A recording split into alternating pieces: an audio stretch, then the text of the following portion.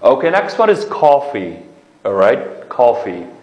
Hoş, and then what is the coffee? Coffee deganimiz shu qahva degan gap. And the mesela half pound of coffee. Yarım qadaq qahva. And the qahva deganimiz ma so'z bolalar. Ma biz ichadigan ma qahvani ko'rsib qolmasdan balki qahva nimiz bor. Mesela danchalar ko'ringmi, istakandan atrofidagi shuni majmu coffee deymiz. Shuni izish orqali qanday qilib o'rsanlar biz ichadigan qahva kelib chiqadi-ku. Demak, endi half pound of coffee. Yarım qadaq qahva. Yarım qadaq qahva. Shunami? A pound of coffee bo'lsa, bir qadaq qahva. A cup of coffee, bir stakan qahva. I like to have black coffee. Men shu qahvaga mara. Xuddi qor choy degandek hamda mau black coffee deganimiz bola hech qanday narsa emas, hech qanday sut qo'shilmagan qahvani black coffee deymiz. Agar sut ketib qolsa, buni white coffee deymiz. White deganimiz oq rangli ku hamda. So have some coffee please dedi. Misozroq. Qahva iching marhamat dedi. Okay, next one tea. Xo'sh, tea bilisda choy degan gap. Bu rasm qarasanglar, first one a cup of tea, right? And next one is Turkish tea. And shu Turkiyaniki chayin deymiz Turkish tea. Turkish choy. Mana qarasanglar, mushuni qarasanglar, naq Turkish choy bo'ladi. Okay, cup of tea, bir stakan choy degan gap. And then you can make the tea, choy damlamak degan gap. So, can you make the tea, Sam? Shunami? Can you make? Can you make deganimiz choy damlay olamsiz degan gap. Can you make the tea? So, can you make the coffee bo'lsa? Qahva damlay olamsiz. Can you make the coffee? So, do you want tea or coffee? Sizga qahva lozimmi yoki choymi? Do you want tea or coffee? Okay. So, I would like a cup of black tea, please. And I would like, manda xohlayman, ko'nglim shuni tatidi. Yoki manda qiyg'im bor, I would like a cup of black tea. Demakchi, men bir stakan qor choy bersangiz yoki qor choy bo'lsin. Xo'sh, next one is tobacco. Okay, tobacco.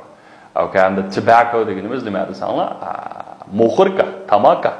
And the mao ustirki nima deymiz? Cigarette deymiz, shunami? Cigarette, tamaka. And tobacco deganimiz muxurka degan gap. Masalan, tin of tobacco, bir quti muxurka.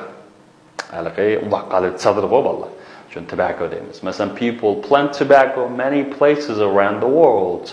Masalan, ma o'simlik hamda dunyoda atrofida, dunyo miqdorida nurg'un davlatlar o'sha tamaki teriydi.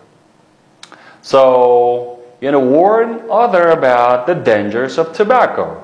Xo'sh, hamda ma'jumna sal qiyroq o'rgangichdagi mas'ala warns other, boshqalarni ogohlantirib qo'ying. O'sha tamakining ziyni to'g'risida. Tamakining ziyni to'g'risida. Okay?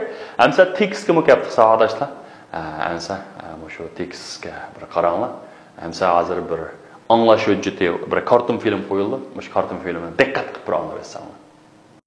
Lesson 41. Penny's bag.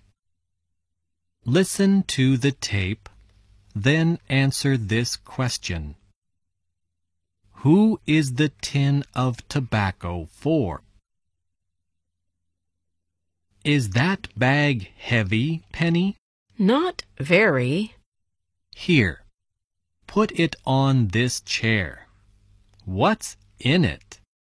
A piece of cheese, a loaf of bread, a bar of soap, a bar of chocolate, a bottle of milk, a pound of sugar, half a pound of coffee, a quarter of a pound of tea, and a tin of tobacco. Is that tin of tobacco for me? Well, it's certainly not for me. Xo'sh, amsa tekst kerakli bola. Is that bag heavy, Penny? Deydi. Is that bag heavy, Penny? Okay, our somka irimo penny deydi. Is that bag heavy? Heavy degan iri degan gap shunaqa? Not very here. Not very. Voy ancha emas. Demak anchalar emas qo. Demak ancha iri emas. Demakcha big yengil emas hamda big iri emas. Not very. Demakcha not very heavy demakcha. Here, voy bu yerga put it on this chair. Okay, uni hamda bu ustalni ustiga qo'ying. Put it on this chair. Put it on this chair. So what's in it? Okay, and the what is in it? And the nima ba uning ichida. What is in it? Okay, what is in it? Is that piece of cheese, a loaf of bread, bar of soap, and bar of chocolate. And the bizniki bu teksni naq haqiqiy ugunniga yerimiz naq musha savolashlar. Bular bu ingliz tilidagi shu miqdor so'zlar. Miqdor so'zlar deganda masalan bir nafar o'quvchi shunami? Bir tuya qo'y, bir choydan sinib degandek hamda chaqchaq qo'y. Demak ham shu miqdor so'zni aytdi yaxshi pishib qo'yishimiz kerak. Demak ham shu piece bir parchalar demak piece degan keldi. Masalan piece of cake bir parcha tort degan gap. Shunami? And piece of cheese bo'lsa bir parcha nima bo'ldi mishada? Pishloqqa. Demak, har xil narsaning har xil shakldagi, har xil hajmdagi narsaninki miqdori so'z o'xshamaydi. Endi masalan, bolka o'xshash, bolka shakllik narsaninki nima desang, loaf. A loaf of bread, bir parcha non yoki bolka. Demak, bir burda bolka deymiz-ku endi. Uyg'urchada burda, masalan, bir burda non deb qo'yamiz degandek. Mushuni loaf of bread deymiz. Endi bu bar of masalan, so'ponga o'xshash, masalan, bir taxta olati bo'lsa, masalan, bar of soap, bar of chocolate. Bar of chocolate. Undan ikkinchi o'ylasangiz, masalan, barrel of milk. And the bottle deganimiz potolka. Barrel of ma'lum narsaning bir potolkasi. Demak, shu bir potolka degan gap. Hamshaga of keladi. Masalan, barrel of milk. Undan ikkinchi pound of sugar. And bir qadaq dedik, taxminiy bir jing 454 gram. Yani half pound of coffee. Demek ki yerim deganda hamda qanday qilmizsan olib qo'yamiz. Half pound of yerim qadaq qahva. Half pound of coffee. And a quarter of pound of tea. And the makina qaraylar balla a pound of tea deganimiz bir qadaq choy. And a quarter of deganimiz ma'lum narsaning chorak.